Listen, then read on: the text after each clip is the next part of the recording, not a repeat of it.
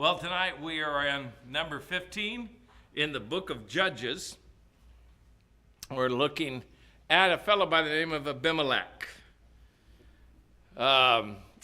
Used for our verse tonight, get us started. And he covers the whole 9th chapter.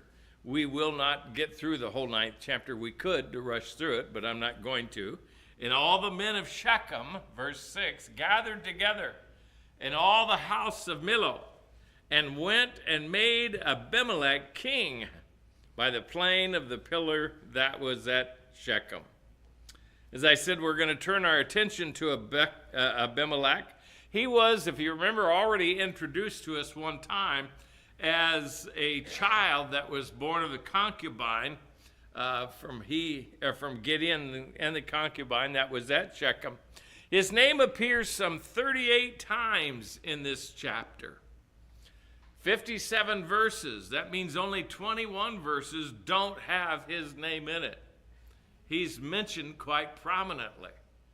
It's interesting because he's not a judge. This man aspires to rule.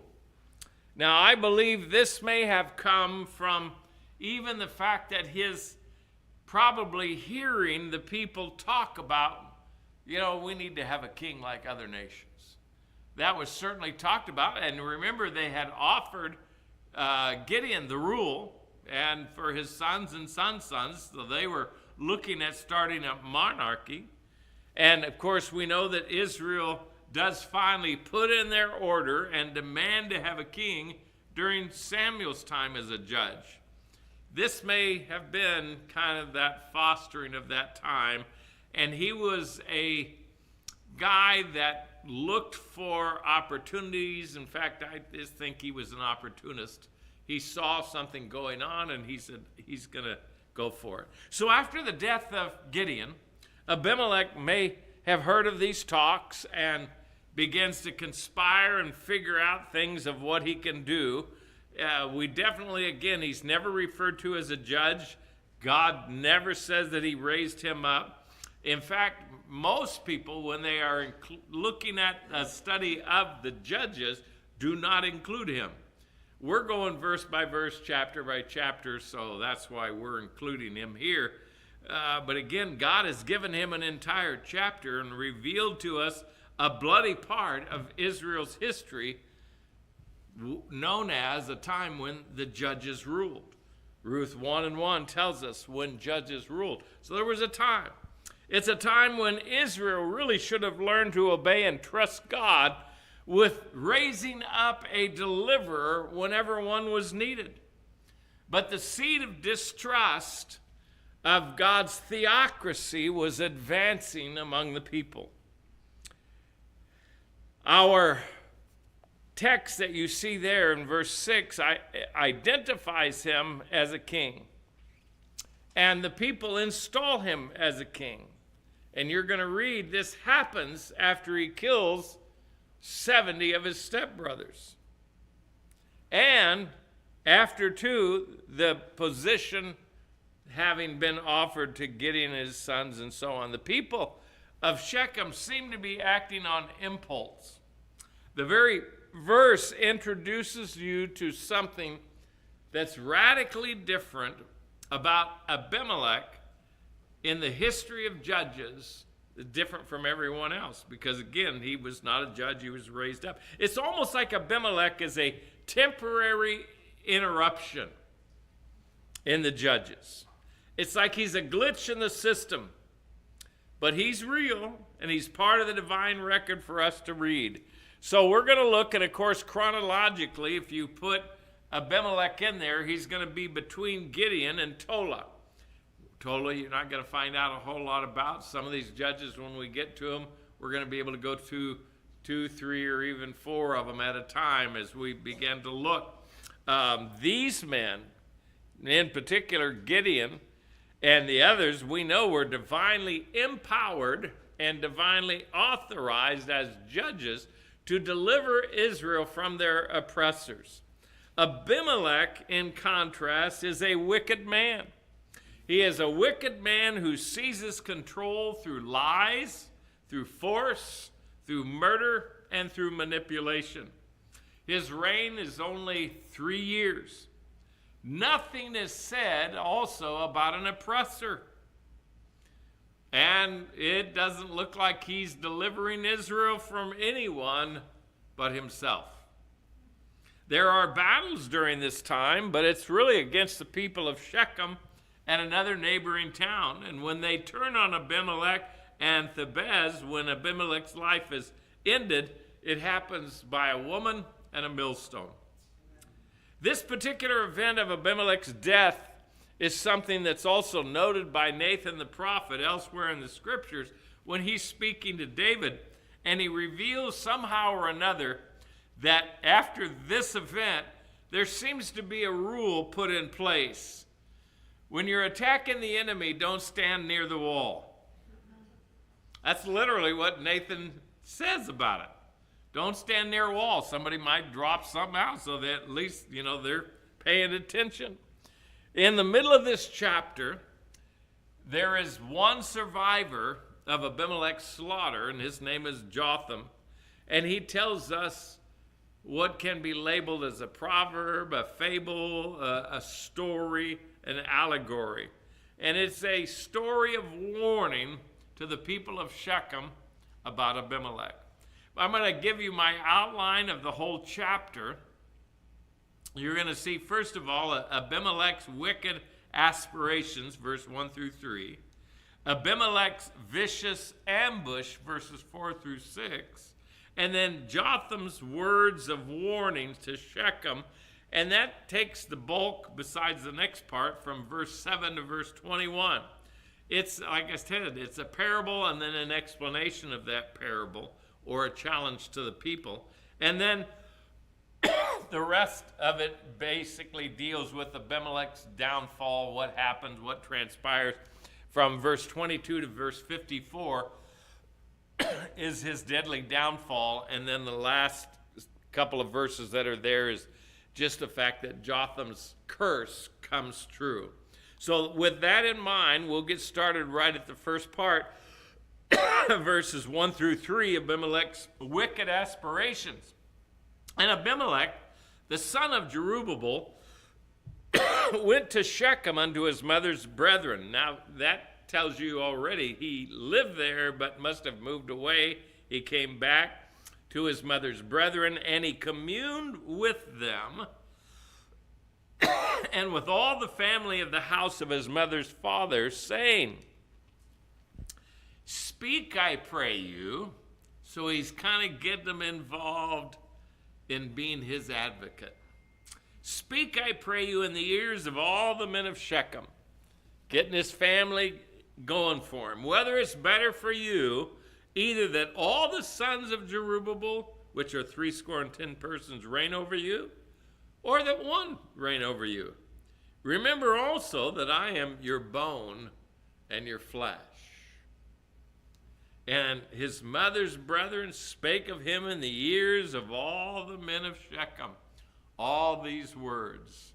And their hearts inclined to follow Abimelech, for they said, "He is our brother." Nepotism, right off the bat.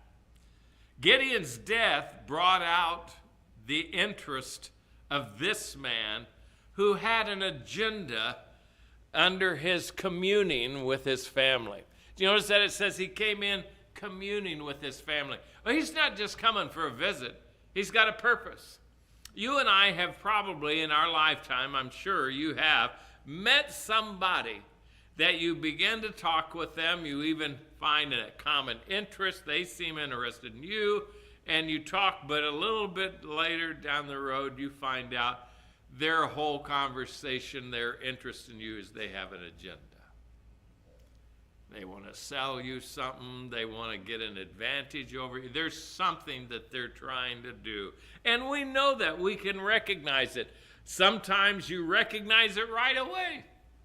Other times it takes a while and you go, Well, Gideon had already encouraged these men, the men of Shechem, to allow the Lord to rule over you. Those are the very words that he used. Let the Lord rule over you. In other words, maintain the order and the theocracy that has been established by God when he raises men up. But they appear to already be tired of this cycle. And that's typical, that they thought the problem was with the government or with the kind of government rather than with the people who needed God in their government. A lot of times people, even if you watch young people today, they will think the problem is with the government. The problem is not with the government. The problem is with man or with men in general. It doesn't matter what form of government, you've got sinners in charge. Whenever they're in charge, there's going to be trouble. Abimelech had encouraged his own family to become activists on his part, and of course they agreed. They did exactly that, and they succeeded in advancing the idea that Abimelech should be made king. And maybe once then he was made king of Shechem, that it would create a increase of interest amongst others. But he's going against the very wishes of his own father. And he's doing it with an immoral and an evil willingness to do whatever is necessary to achieve his goal. Abimelech is very sly in the way he asked the question. If you go back into those verses and look at verses 1 and 2, in particular verse 2, he didn't just ask if they wanted a king. It's important, if you're in sales, how you ask the question. A lot of you may not pay any attention to that because you've never been in sales, but it does make a difference. You don't ask a yes or no question. You ask a question that's only going to end in yes, or gives an alternative that's going to help supply what you're looking for. Look at what he said. He didn't ask if they wanted a king, but he asked this: which would be better? Would you rather have 70 rule over you or just one? Just the one. Notice also, it is in Shechem. Now, Shechem, a lot of these towns don't mean anything to us. We don't know the geography well enough. But Shechem was not that far from Shiloh. Shiloh, you should remember, is where the tabernacle of the congregation was located. In other words, that means that Shiloh was the central point of worship for Jehovah. And it's where Joshua and Eleazar had divided the land, and where they had set up the tabernacle, and where they had brought the people back together oftentimes at that tabernacle. And it is literally where the bones of Jacob were brought back from Egypt and buried. Shechem was also a home to the Canaanites, but it's controlled by Israel. But in that situation, the Canaanites' religion was tolerated, and even more, I will tell you, and it really becomes a sore spot in their history. Shechem had undoubtedly fallen prey into idolatry, and they even had a temple built there within the boundaries, or at least affiliated with the people of Shechem. Let's look now at verses 4 through 6 at Abimelech's vicious ambush. And they gave him 70 pieces of silver. But notice what the information is: out of the house of Baal Berith. That's why I was saying that Shechem had a temple of idolatry within their parameters, within their area that they served. Wherewith, what happens? They take that money out of the established, that wick. How many would you take money from a false god in their temple? I wouldn't. I wouldn't want to, but anyway, you could be like Paul and say, well, there is no other God, so we'll take it just like we can eat the meat. But what did Abimelech do? He hired, it says, vain. I should give you, no, that's it. It's there. Abimelech hired vain and light persons which followed him. That means that he got a hold of some people that'll pretty much do anything for money. This really is telling you he is already involved in a premeditation of murder. And he's doing it execution style. His lust for power moved him to do the following. So let's look at verse 5. And he went unto his father's house at Orpah, and slew his brethren, the sons of Jerubbaal, being 70 persons. Notice he says upon one stone. Kind of an unusual thing to say, notwithstanding yet Jotham, the youngest son of Jerubbaal, was left, for he hid himself. But it seems like with just that statement, it's almost as if you wonder if he started at the eldest and worked his way down one at a time, because they were all killed in one place on one stone. Now, whether they had collected them all together, well, I do not know. It doesn't tell us anything. But it does tell us they were all killed in that one place on that one stone. Premeditated, very cruel and crushed. Let me just keep going. Verse 6, and all the men of Shechem gathered together, and all the house of Millo, and went and made Abimelech king by the plain of the pillar that was at Shechem. They did this after they witnessed the murder of those 70 men. The house of Baalberith was a well-built and fortified house of worship to Baal. Again, they had a treasury that was there from which they took that 70 pieces of silver. Corrupt, ungodly money, to which then is turned towards an even worse ungodly act. The men of Shechem did something, and you see nobody bothering to pray. Nobody consulting the Lord. Again, every time we read that the people cried and they complained and they looked to the Lord, but here there's none of that at all. There is a twist in the fact that Abimelech gets involved. In fact, they were financing his efforts to become the king.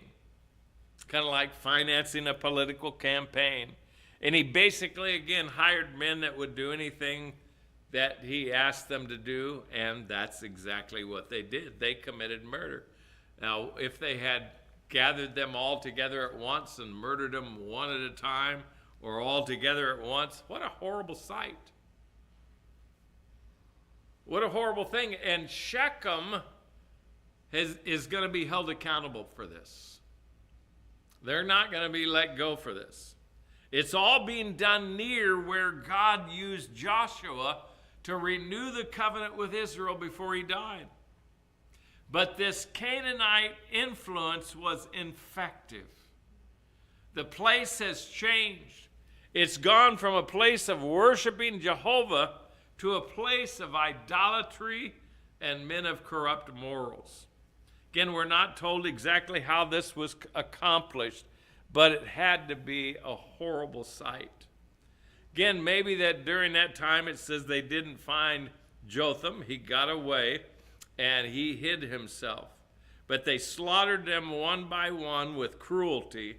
And to me, this makes this man even more wicked than what you might think. If there was a throne, Abimelech was destroying any rightful heir to that throne but him by killing those men. Let's look now at Jotham's words of warning. Very interesting. I could, in fact, call this, instead of calling it Jotham's words of warnings, the survivor's parable of destruction. Many call this simply the story of the Bramble King. Jotham, the youngest son of Gideon and the only survivor of the slaughter, takes up a position on a particular mountain where it's possible that many of the men of Shechem could hear his speech. It was also a safe enough distance away where he was not accessible to them. Because as soon as he gets done, he hightails it out of there and runs for it. But at least he's making it known. It's all directed to Abimelech and to the men of Shechem, and it's really an appeal to them. It says here, and when they told it to Jotham, about all his brothers being dead, he went and stood in the top of Mount Gezerim, and lifted up his voice and cried and said unto them, Hearken unto me, ye men of Shechem, that God may hearken unto you. Isn't that interesting? He's not just going to correct them, but he says, I'm trying to give you correction so that you, not only you will not follow Abimelech, but you will return unto the Lord. I'm telling you this, hearken unto me, ye men of Shechem, that God may hearken unto you. He is emphasizing the only means of true worship is the worship that we offer to Jehovah. I think, too, this is an encouragement in telling them that they could be spared if they would repent from their actions that they had done. Don't make Abimelech your king. Think this through. Well, let's go through the story. And in fact, interesting enough, it is said that this is the first story of its kind in the Bible. We read allegories, parables, illustrations all through the scriptures, but this apparently is the first kind of this in the scriptures. So let's go ahead and read it starting in verse 8. The trees. So we're going to have trees in this story. You got the fig tree, the olive tree, and really the vine of grapevine that's here. The trees went forth on a time to anoint a king over them, and they said unto the olive tree, Reign over us. But the olive tree said unto them, Should I leave my fatness, wherewith by me they honor God and man, and go to be promoted over the trees? And the trees said to the fig tree, Come thou and reign over us. But the fig tree said unto them, Should I forsake my sweetness and my good fruit, and go to be promoted over the trees? Then said the trees unto the vine, and this is the grapevine, Come thou and reign over us. And the vine said unto them, Should I leave my wine, which cheereth God and man, and go to be promoted over the trees? Then said all the trees unto the bramble, Come thou and reign over us. The olive tree, the fig tree, the grapevine are all producers of very important products for this area. Everyone makes use of them. Everyone is profited by them. Everyone is blessed by them. That even God talks about the fact that if he blesses them, it's because their fruit will be productive. In contrast, the bramble is a worthless bush. In fact, I will say that it's worse than worthless, because it really isn't even good for anything other than not even fire. But it cuts, it scratches, it impedes. It is a menace to any kind of productive farming and any kind of peace.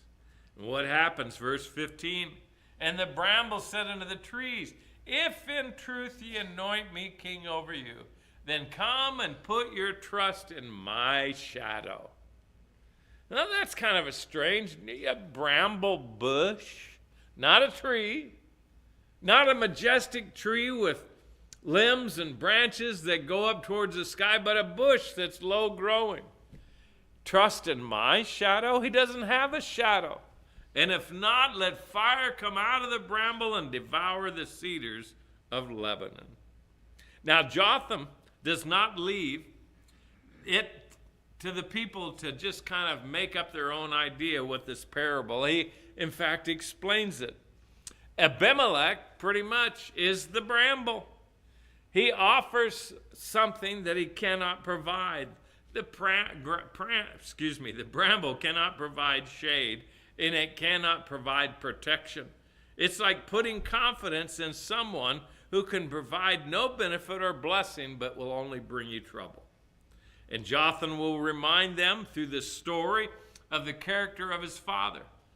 And he will tell them about Gideon using the name of Jerubbaal, given by his father, because he would not bow to the wickedness of those who now were seeking, or who had sought Gideon's life. So Jotham puts the question this way. It's almost like a choose you this day question. Let's look at verse 16. Now, therefore, if you have done truly and sincerely in that you have made Abimelech king, and if you have dealt well with Jerubbaal and his house, which if you remember in our previous lesson, they did not honor Gideon, they did not honor his family, they did not honor his house. So he says, if you have dealt with Jerubbaal and his house and have have dealt well with him and have done unto him according to the deserving of his hands, for my father fought for you and adventured his life far and delivered you out of the hand of Midian. And ye are risen up against my father's house this day, and have slain his sons, 70 persons upon one stone. And that's the second time again to make mention of that. Something specific there. And have made Abimelech, the son of his maidservant, king over the men of Shechem, because he is your brother. If you have dealt truly and sincerely with Jerubbaal and with his house this day, then rejoice ye in Abimelech, and let him also rejoice in you. But if not, well, we already know that was not the case. So this is a but not. Let fire then come out from Abimelech and devour the men of Shechem and the house of Millo, and let fire come out from the men of Shechem and from the house of Millo and devour Abimelech. That's the curse, and we'll see it in a little bit. In other words, he's just simply saying one will destroy the other and the other will destroy the first. This is all, when we start looking at this, no one is going to survive this relationship. This is a relationship that defies God and rejects the rule of God. Abimelech is literally supporting the very thing that Gideon sought to destroy. Look at verse 21. After that, he says that, and Jotham ran away and fled and went to Beer and dwelt there for fear of Abimelech, his brother. I mean, he's not going to stand on the side of that hill for very long. He's taken off. He knows. Then it really, when you think he ran away, well, listen, it took great bravery, I think, to stand up and to speak up on that mountain in the first place. He's now a target, and he knew that they were probably coming out. He called out the murder of his brothers, and there was no one beside him. We don't read about anybody else standing beside him. He stood alone, and he called it out alone. But the men of Shechem did not respond. They did not hear the truth of what he said. They did not perceive the truth of Jotham's parable. Now, the next longest section in this story of Abimelech's deadly downfall doesn't even look like a downfall at first. Jotham is telling them that Abimelech will lead them to their death, to their fall. He will be the trouble that cuts their lives short. He will burn everything and everyone to the ground. The idea of having a king does not work well for Israel. David, we know, was the ideal king. But if you look through the 1st and 2nd Kings, 1st and 2nd Chronicles, there's at least 40 kings mentioned in there. 20 for Judah, 20 for Israel when you start looking at them. And out of those 40 kings, there's probably only about 5, maybe 6, but really 5 that said that they even come close to David and doing what was right.